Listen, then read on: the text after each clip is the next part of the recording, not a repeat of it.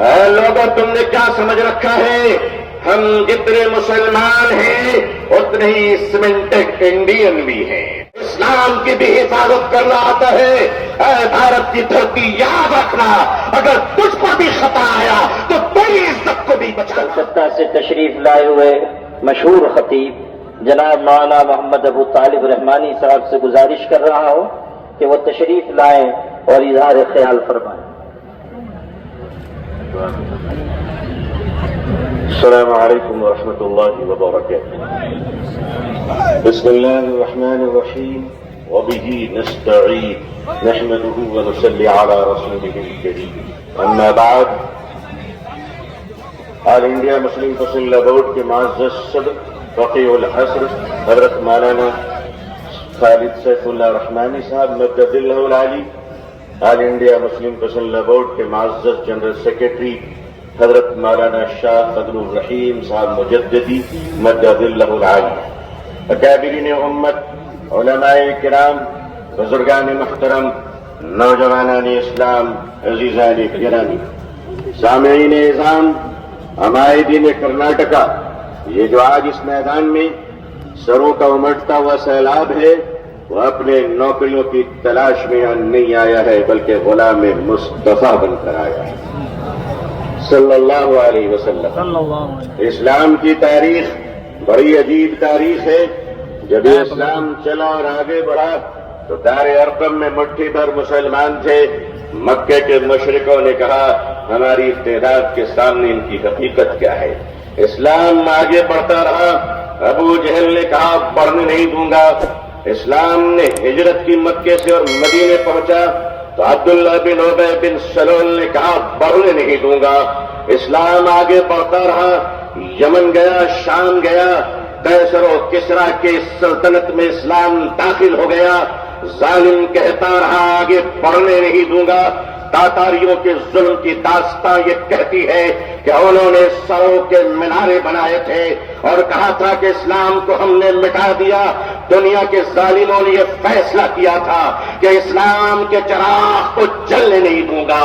خدا کا فیصلہ تھا کہ اسے ہم بجھنے نہیں دیں گے۔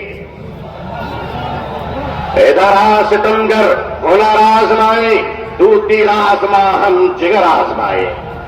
اے لوگوں، تم نے کیا سمجھ رکھا ہے؟ ہم جتنے مسلمان ہیں اتنے ہی سیمنٹڈ انڈین بھی ہیں، اتنے ہی بھارتی بھی ہیں۔ ہمیں اپنے ایمان کی بھی حفاظت کرنا آتا ہے، اسلام کی بھی حفاظت کرنا آتا ہے۔ اے بھارت کی دھرتی، یاد رکھنا، اگر تجھ پر بھی خطا آیا تو تیری عزت کو بھی بچانا آتا ہے۔ یہ چائنا کا بارڈر ڈوکلام اور یہ کشمیر سے پاکستان کی سرحدیں، اے بھارت کے نوجوانوں، اے بھارت کے آرمی جوانوں، یہ ہندوستان کا یہ چیالہ مسلمان جن کی ماؤں نے ان کو گوڈ سے کا دودھ نہیں پلایا ہے بلکہ ان کی رگوں میں حضرت ٹیپو سلطان کا لہو دوڑ رہا ہے، وہ قوم تمہیں یہ بتانے آئی ہے، وہ قوم تمہیں یہ بتانے آئی ہے، یہ نوجوان تمہیں یہ بتانے آیا ہے کہ چائنا کے بارڈر سے لے کر اگر پاکستان کی سرحد تک، اے بھارت، اگر تجھ پر کوئی خطا آیا تو اے جوانوں ہمیں آواز دینا۔ خدا کی قسم، ہم اپنے جوانوں کو، نوجوانوں کو، مسلمانوں کو کفن پہنا کر سرحدوں پہ پہنچا دیں گے۔ اللہ اکبر، اللہ اکبر، اللہ اکبر۔ مگر یاد رکھیے گا، چپلوں کے بغیر تو ہم چل سکتے ہیں۔ ان چپلوں سے کوئی پوچھ لے کہ ہمارے بغیر نکل بھی سکتے ہو؟ آتا ہے نکلنا، آتا ہے چلنا۔ یہ ہندوستان ہمارا وطن ہے، اس وطن کو کل بھی ہم نے بچایا۔ مشکل یہ ہے کہ 47 میں بدقسمتی سے ہندوستان کا بٹوارا ہوا تھا، 2024 میں لوگ دلوں کا بٹوارا کرنا چاہ رہے ہیں۔ ہم اس دل کا بٹوارا ہونے نہیں دیں گے۔ بھارت کے اپنے پریے ہندو بھائیوں سے میں ان کا آشیرواد اور دعائیں لے کر انہیں کہنا چاہتا ہوں، ہندو بھائیوں، ہم آپ کے بغیر نہیں، آپ ہمارے بغیر نہیں۔ ہمارے اور آپ کے بیچ میں یہ تیسرا کوئی لینڈ بروکر آ گیا ہے، جس کی نہ بیوی ہے نہ بچے ہیں،